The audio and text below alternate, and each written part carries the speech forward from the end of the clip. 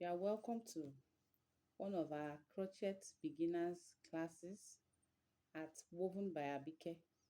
Today we are going to be looking at how to walk in circles. This is a basic technique that a crocheter, a beginner particularly, needs to be aware of. Walking in circles. So let's get started. This is my yarn.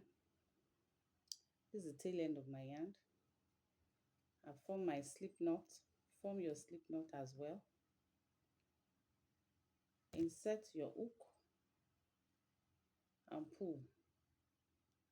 So usually when you want to begin to walk in rounds, it's better for you to chain 6 so that you wouldn't have a hole that will be too big in the middle of your circle. So chain 6, 1, 2, 3, 4, 5, 6. Like I always tell you, don't make your chains too tight nor too loose. So you are going to insert your hook into the very first chain. Into the very first chain. You would yarn over and bring out of that first chain, and as well as the chain that has your crochet hook. So you have this after doing that. So once you have this, you can begin to walk in rounds. Now if you are walking in rounds and you want to walk with single crochet, you chain 1, then you continue. But if you chain 1 and you don't mark this place as a beginner, you might not know where you started your walk from. So we are going to use a stitch marker to mark this chain 1 space. You either use a stitch marker or you cut a smaller yarn of a different color. A smaller yarn of a different color for you to be able to do what? Identify that place. So after my chain 1, I put a stitch marker. Then into the next hole, you make your single crochet. So this is what you have. The stitch marker is there for you to show you where you started from. So let's continue walking. Into the next hole, you make another single crochet. I'm trying to hide my dangling yarn into what I am crocheting. It's very simple. Just place it on top and pick it together with that hole.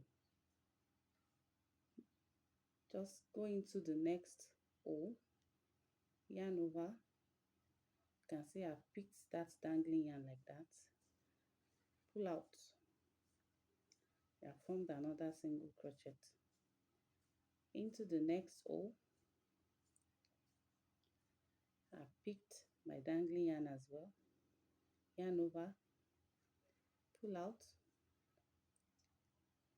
Into the next hole, yarn over, pull it out.